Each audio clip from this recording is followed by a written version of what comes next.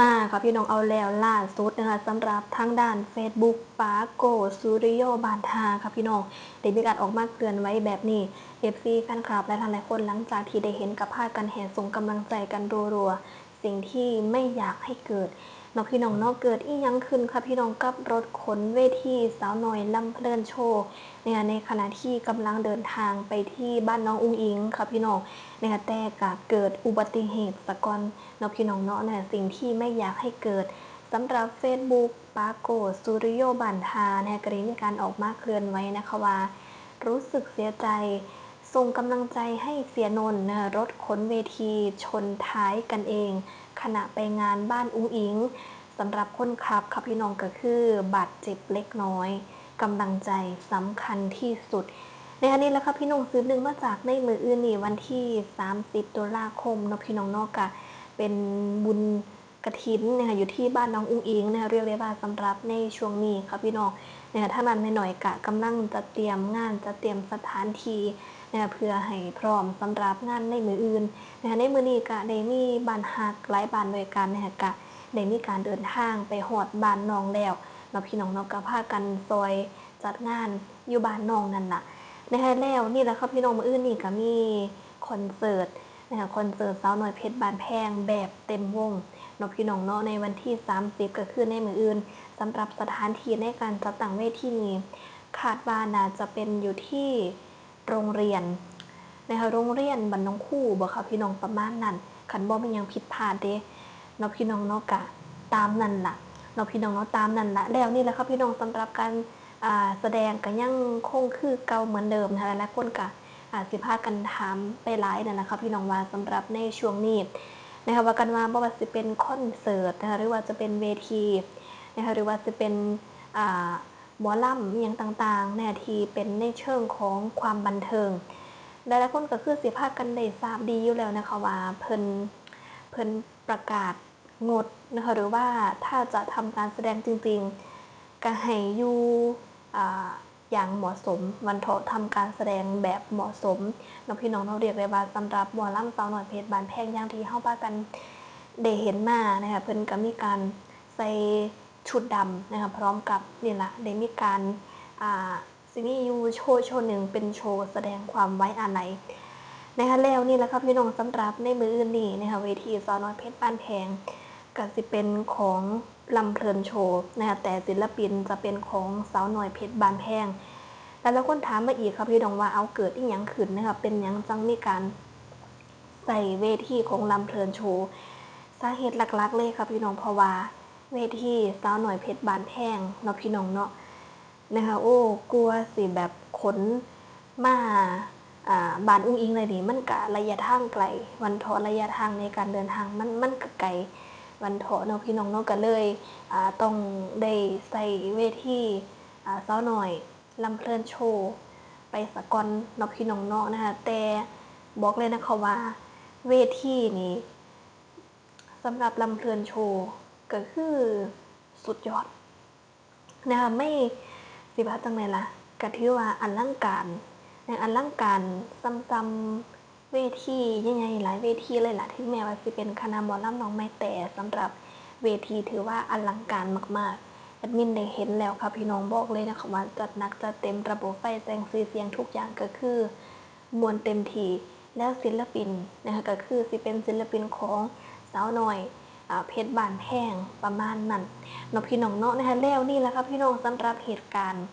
ก็คือเหมือนจะรถขนเวทีค่ะพี่น้องจะมีการชนท้ายกันเองก็คือเป็นของสาวน้อยลำเพลินโชว์เนาะพี่น้องเนาะกะเหมือนกำลังเดินทางไปเนี่ยแต่กะเกิดอุบัติเหตุสะก่อนสิ่งที่บ่อยากให้เกิดเนื่อซึ่งจากที่ได้เบิ่งสภาพรถแล้วครับพี่น้องด้านหน้าก็คือพังยับเลยแสดงว่าชนแรงมากๆพังแบบมุนยับเลยล่ะนะคะแล้วกำลังสิเดินทางไปบ้านอูอิงเนาะพี่น้องเนาะในมินกับบทราบคือกันนะคะว่าเพื่อสิมีการแก้ไขปัญหาจังใดแต่จังใดก็ตามยังไงเวทีสาวน้อยลำเพลินโชว์ก็ต้องไปตั้งอยู่บ้านน้องอูอิงเพิ่นก็สิมีการแก้ไขกันเองนั่นแหละค่ะพี่น้องอาจจะมีการขนย้ายนะคะขนย้าย ยังเวทีไปไว้รถคันอื่นประมาณนี้เนาะพี่น้องเนาะกะหรือว่าอาจจะมีการเรียกรถคันอื่นมาเสริมแล้วก็เอาไปไว้บ้านอื่นเพราะว่าต้องไปตั้งไว้เด้นะคะต้องมีการไปเตรียมไปตั้งเวทีไว้เนาะพี่น้องเนาะเพื่อที่สิแบบให้ทุกอย่างมันพร้อมวันทอกเนาะพี่น้องเนาะเนี่ยเอานี่แหละครับพี่น้องกะถือว่าเป็นอีหยังที่บ่อยากให้เกิดขึ้นเนาะพี่น้องเนาะแล้วก็แบบกำลังสิเดินทางไปบ้านอุ้งอิงอีกจังซี่แหมนะคะซึ่งสำหรับงานนี้ครับพี่น้องบอกเลยนะคะว่าเป็นปีที่2แล้วสำหรับการจัดบ้านน้องอุ้งอิงครอบครัวน้องก็เป็นเจ้าภาพ2 ปีแล้วปีนี้ปีที่2นะคะปีที่ผ่านมานี่ก็จัดรอบหนึ่งไปแล้วนะคะปีนี้ก็จัดอีกแล้วก็ปีหน้าเป็นปีที่3ก็จะจัดอีกนะคะแล้วเป็นเจ้าภาพ3 ปีค่ะพี่น้องนะคะในปีนี้ในมืออื่นที่สิฮอดนี่แหละนะคะก็มีการจ้างหมอลำสาวน้อยเพชรบานแพงเนาะพี่น้องเนาะซึ่งก็ถือว่า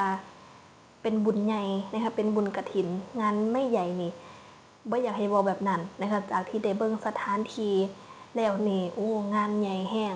นะคะงานใหญ่แห้งมีการจัดเตรียมสถานที่สวยงามมากๆนะคะก็เรียกได้ว่าเป็นครอบครัวสายบุญจริงๆสำหรับครอบครัวน้องอุ้งอิงเนาะพี่น้องเนาะแล้วนี่แหละครับพี่น้องนะสิอีหยังจังได๋ก็ตามก็ส่งกำลังใจให้สำหรับทีมงานคนเวทีเนาะพี่น้องเนาะว่ากันว่าสำหรับคนขับนี่ได้รับบาดเจ็บเล็กน้อยก็แม่นอยู่ครับพี่น้องคนขับนี่แน่นอนค่ะว่ามันต้องกระแทกนะคะชนนี่มันก็ต้องกระแทกอยู่แล้วล่ะก็ต้องได้รับบาดเจ็บอยู่แล้วก็เป็นเรื่องธรรมดาเนาะพี่น้องเนาะแต่ว่าดีที่ว่าบ่เป็นหยังหลายบัดนี้ก็ขอให้นี่ล่ะนะคะปลอดภัยแล้วก็รวมถึงได้ขนเวทีนะคะไปฮอดบ้านน้องอุ้งอิงนะคะโดยปลอดภัยเนาะพี่น้องเนาะแต่ว่าบางคนบอกว่าสำหรับในเดือนนี้ค่ะพี่น้องในเดือนนี้เป็นเดือนที่แบบเดือนแห่งการเปลี่ยนแปลงจริงๆบ่ว่าสิเป็นเรื่องฤดูนะคะก็ถือว่าเป็นเดือนปลายฝนต้นหนาวเนาะพี่น้องเนาะเป็นเดือนแห่งการเปลี่ยนแปลงอะไรหลายๆอย่างนะคะแล้วก็สำหรับเหตุการณ์ในวันที่24 ตุลาคมที่ผ่านมานะคะก็ได้สูญเสียนะคะแม่ของแผ่นดินไปเนาะพี่น้องเนาะก็ถือว่าเป็นเดือนแห่งการเปลี่ยนแปลงจริงๆหลายคนบอกว่าเชื่อแล้วล่ะทฤษฎีนะคะของเดือนตุลาคมหลายคนว่าจังซั่นเนาะพี่น้องเนาะเอานี่แหละครับพี่น้องสำหรับในช่วงนี้นะคะถึงแม้ว่าบางหม่องบางพื้นที่นะคะสิเข้าสู่หน้าหนาวนะคะแต่ว่ากันว่าอาจจะมีฝนมาอีกรอบหนึ่งว่าจังซั่นนะคะเพราะฉะนั้นสำหรับในเรื่องของการเดินทางก็ให้ระมัดระวังนำเนาะพี่น้องเนาะก็ให้ระมัดระวังนำแล้วก็ช่วงนี้อากาศเปลี่ยนคนป่วยหลายนะคะก็ดูแลสุขภาพของเจ้าของนำโดยเฉพาะคนที่มักไปเบิ่งหมอลำค่ะพี่น้องนะคะคนที่ชอบไปดูหมอลำนะคะต้องเซฟเจ้าของนะคะมีเสื้อแขนยาวไปนำแล้วก็มีหมวกใส่ไว้นำนะคะเพราะว่าหมวกหลายยังเหมือนแรงเนาะพี่น้องเนาะเอากะตามนั้นละครับพี่น้องทางใดนะคะอากาศหนาวแล้วแน่ก็ลองคอมเมนต์มาบอกมาจากันได้นะคะเอาสำหรับคลิปนี้ก็ขอจบคลิปไว้สำนี้ซะก่อนเนาะค่ะก็มาสวัสดีค่ะ